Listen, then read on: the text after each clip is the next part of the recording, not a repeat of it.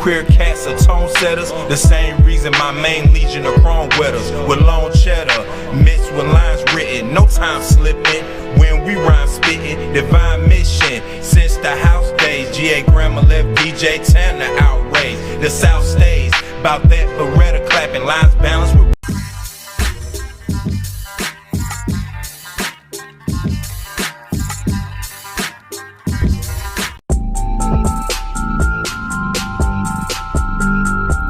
Head on over to Spotify and all other streaming platforms. Check out the NoMercyTV Podcast.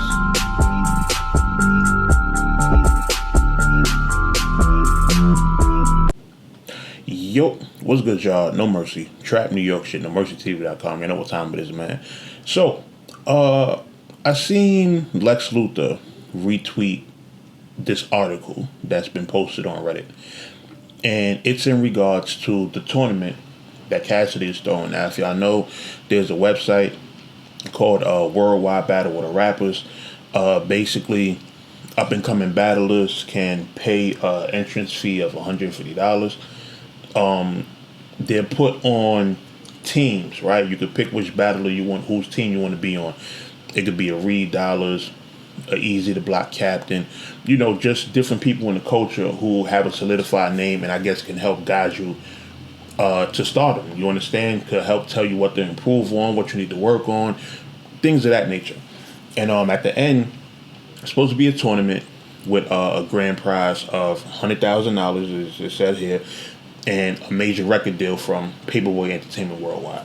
You know, now I read through this blog post. It's from I Am HBY. Shout out to him. Definitely a avid fan of the culture, somebody who definitely is in tune, pays attention. As y'all see, he did a whole research on, you know, this whole situation. But what I'll say is this, right?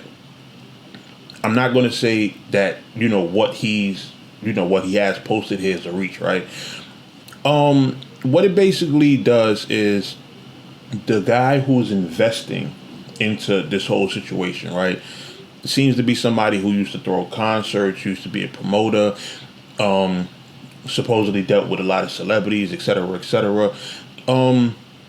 Even here, I guess he, you know, looked up some of his bio and seen that there's something about a NBA All-Star Weekend party in Los Angeles that went 3 days, even though that year it was in New Orleans, Louisiana, which even that, the LA, Los Angeles, that could have possibly been I'll give the benefit of the doubt and say that was possibly not a typo, but just a misunderstanding, probably, like somebody just seen the LA and thought they were talking about Los Angeles when they were typing this whole shit out. You understand what I'm saying? Like, I can see how something like that could easily get confused. Now, if it was like, party in 2014 in New York, and then it said it was originally, you know, New Orleans, LA, then that would be like, okay, that looks suspicious. But with the New Orleans, LA, and with the Los Angeles, I can kind of see how that can get mixed up, you know.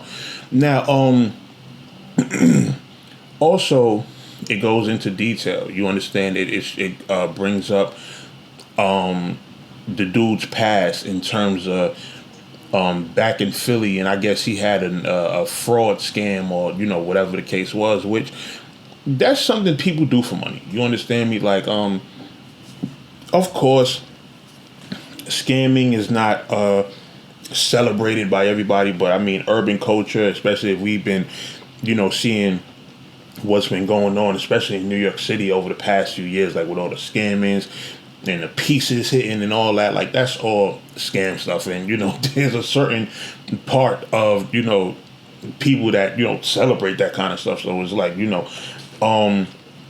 but what I would hope is that something that's kind of like this high profile wouldn't be on that type of time. You understand? Like, I can't really hold someone to be on some like, okay, this is what they were doing in the past and now they're coming into this major situation, what, 20, 30 years later, and they're still doing the same thing. Like, I feel like it would be wrong to just dismiss it and be like, oh, Cassidy's tournament is a scam because of the person that's behind it. You understand what I'm saying? Like, everybody got a history. You know what I mean? Like, well, not everybody got a bad history, but, everybody got a history. People done did certain stuff in their past and stuff like that.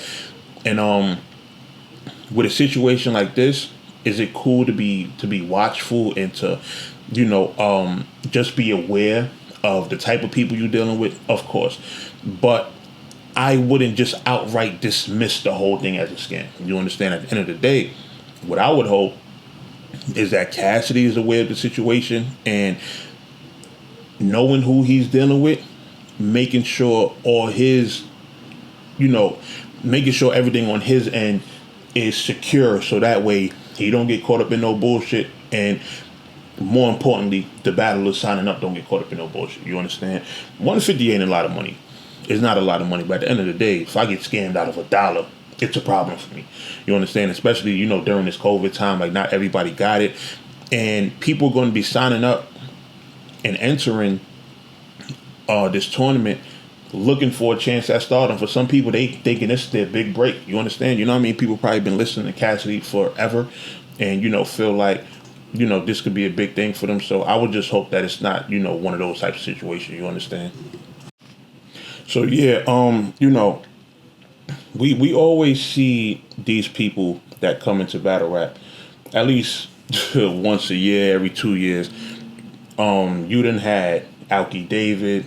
You done had the Guardians of the Culture. Y'all know they did the 2-on-2, the B-Dot and Geechee versus Loso and A-Ward. All these people that just get hyped up off of battle rap and, feel like they can invest some money into it. And then when it's all said and done and things go left, the artists are the ones holding the bag. You understand? You talk about Teddy Grizzle. We've had all of these situations, man. We've had all of these situations. I mean, if you remember the dude Harry who was, doing the URL stuff, I think he had his own league. I think Empire Battle League, where Calico battled DNA. I think it was K-Shine versus Cortez. Like, everybody just have these events where they think shit is gonna pan out and it just doesn't. And at the end of the day, they do one event and then they're gone. They're out of here. So I would hope that this isn't one of them situations. I would hope Cassidy got, all his, everything lined up and, just is efficient at making sure everything runs smooth and that, these artists that are signing up thinking they're going to get their big break, that is just not just a dream for them. You understand? They're not being sold a dream. You understand what I'm saying? So, and even the blog post, I'll put the link in the description so y'all can read it yourselves. But it's a lot that goes into it. Even with the Paperboy Entertainment, talking about this is a major label deal. I've never heard of that record label in my life. So how can you even call that a major label? Like, you have to, first of all, be established before you are considered a major label. Like, it don't just matter about the money that's behind it. What matters is the work that the label has put in. And if the label don't have anybody that can say they came from it and done sold millions of records or it got no worldwide reach or nothing like that, then it's like, it's not really a major label. You understand? It's, at this point, it's not even a functioning label. You understand? You can't name me one artist that's on Paperboy Entertainment. And that's just the facts of the situation. So, I know a lot of the Cassidy stands that come across this video going to be like, yo, you a Cassidy hater, because, a lot of my blogs, I don't really have the greatest things to say about Cassidy. Just in terms of his battles, he's not that good. You understand? And I do think there's just, a lot of stuff that he has to work on. But, overall, in terms of this, like, the tournament is a great idea. But I'm not one of them people that get hype about something just because of the name that's behind it. It has to be something that's even, just proven to, work. It has to be something that's proven to actually be successful. So whenever something's on its first run, it don't matter if it was the PGs, the Crucible, whatever, any development thing, it's going to have to be proven to work before a lot of people get behind it and say, okay, this is, what we should be, the wave we should be jumping on. And that's just with anything. So, salute to everybody involved. Yes, I did put in my application to be a team captain. I'm not going to hold y'all, in case anybody tries to come on and be like, oh, would you apply to be a team captain? Of course, you understand. It ain't no loss to me if I do become one, you understand, or if I get turned down. It's not, they said it's a nice incentive if you sign up. So, but, and especially with me being illegal, and it kind of makes sense. You understand? We done cultivated talent.